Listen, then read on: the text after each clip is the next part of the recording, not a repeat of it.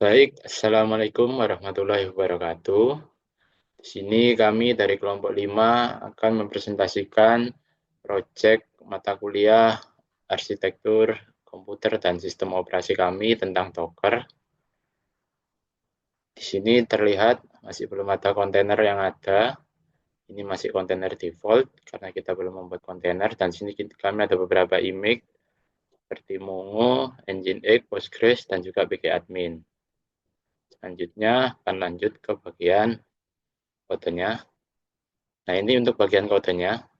Sebelum kami mulai, mungkin kami akan meran dulu, karena untuk proses runnya cukup memakan waktu yang lama. Jadi sambil ngeran, kita sambil menjelaskan kodenya. Kita masuk ke foldernya terlebih dahulu. Setelah itu docker, compose up, kita run.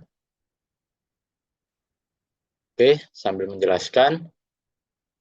Di sini untuk nama project kami yaitu Project Axo. Lalu ada beberapa service. Yang pertama ada web server.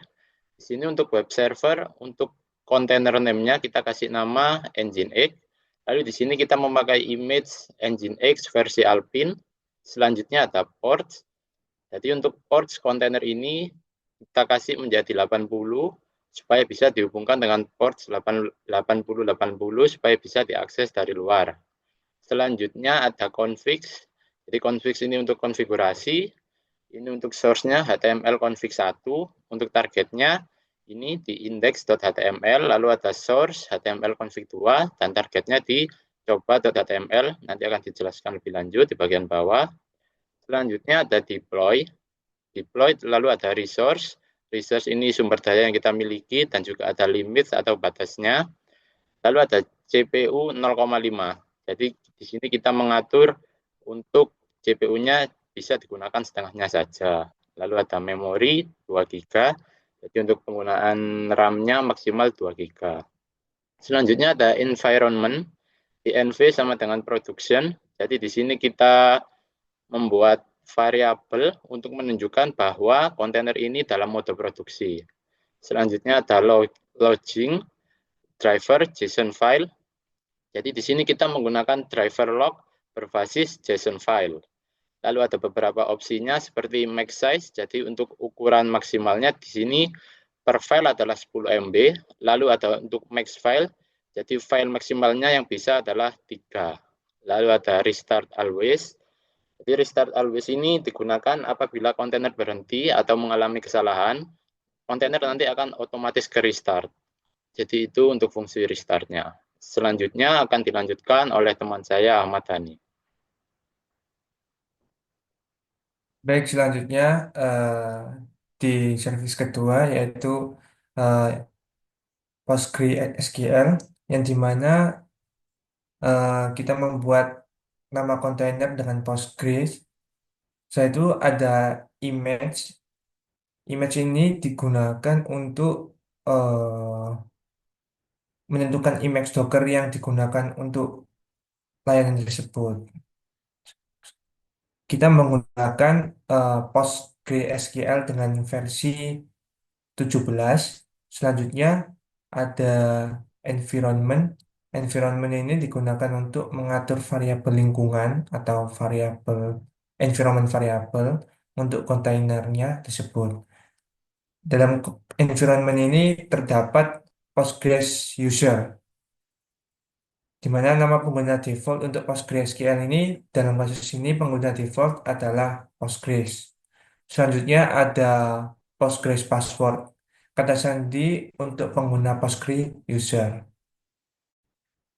Setelah itu ada ports. Di ports ini untuk mengatur permetaan ports antara host dan kontainer. Di dalam port tersebut ada 5432. eh, di host ini akan diteruskan atau forwarded ke port 5432 di dalam kontainer seperti itu. Setelah itu ada networks. Networks ini menentukan jaringan Docker yang akan digunakan oleh layanan tersebut. Di mana ada network satu. Network 1 ini adalah nama jaringan Docker yang telah didefinisikan di file ini secara eksternal. Kontainer PostgreSQL ini akan terhubung ke jaringan bernama Network 1. Selanjutnya ada volume. Volume ini digunakan untuk menyimpan data persisten. Di dalamnya ada data. Data ini ada nama volume Docker yang akan digunakan. Lalu ada slash var, slash lib, slash PostgreSQL, slash data. Itu direktori dalam kontainer tempat PostgreSQL penyimpanan data. Jadi volume ini memastikan data tetap ada meskipun kontainer dihentikan atau dihapus.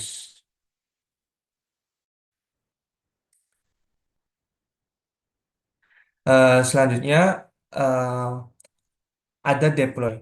Deploy ini bagian ini mengatur kebijakan deploy untuk kontainer tersebut. Selanjutnya ada resources. Resources ini membatasi sumber daya yang dapat digunakan oleh kontainer. Limits, di dalam limits ada CPUS 1.0 untuk membatasi kontainer menggunakan maksimum 1 CPU. Setelah itu ada memori 20 digunakan untuk membatasi penggunaan memori kontainer hingga 2 giga. Selanjutnya ada restart always. Restart always ya. Restart ini digunakan untuk menentukan kebijakan restart kontainer tersebut. Nah, always ini kontainer akan selalu mencoba restart bahkan jika dihentikan secara manual atau terjadi kegagalan. Selanjutnya akan dijelaskan oleh teman saya. Baik, selanjutnya untuk service yang ketiga, pgadmin. Di sini kita untuk memberi namanya kontainernya yaitu pgadmin. Lalu di sini kita menggunakan image yaitu dpage atau pgadmin 4 versi 8.12. Lalu ada environment. Di sini untuk variabelnya kita membuat pgadmin default email yaitu admin@email.com. Lalu ada pgadmin default password yaitu kita buat menjadi admin. Lalu ada pgadmin listen port yaitu 5050.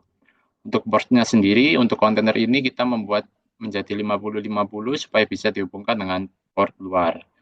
Bisa diakses dari luar. Untuk networknya kita membuat menjadi network 1. Lalu ada deploy, resource, limit.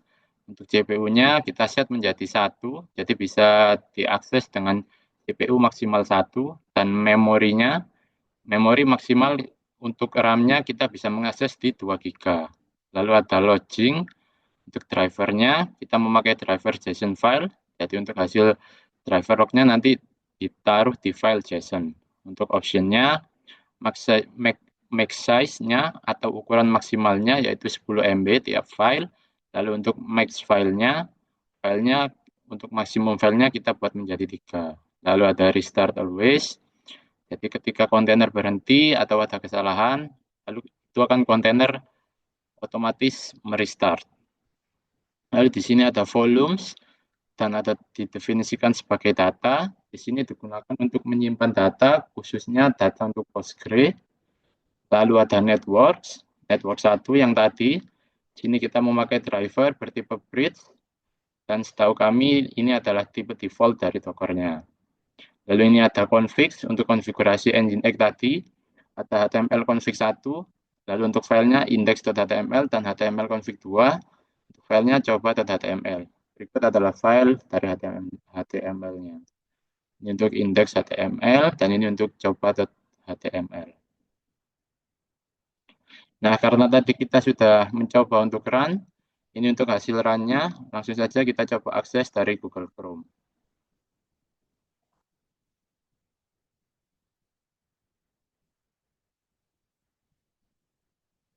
Coba.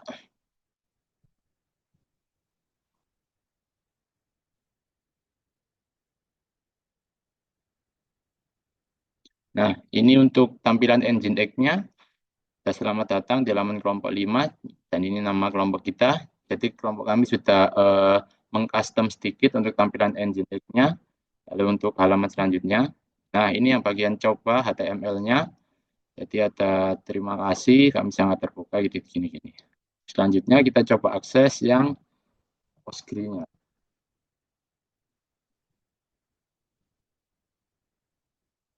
Oh sorry, PG adminnya. Untuk PG adminnya ini emailnya tadi min com, lalu passwordnya yaitu admin. Kita coba login.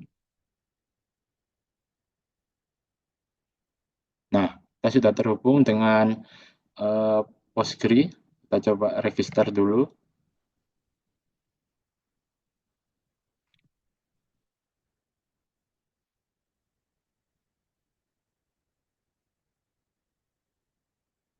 Tadi untuk username-nya kita set sebagai Postgres.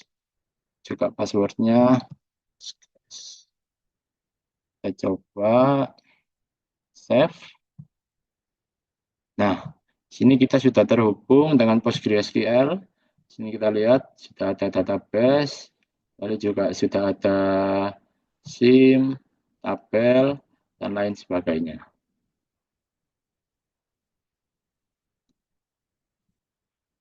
Mungkin itu saja presentasi dari kelompok kami, kelompok 5. Kurang lebihnya mohon dimaafkan. Sekian, Assalamualaikum warahmatullahi wabarakatuh. Waalaikumsalam. Insya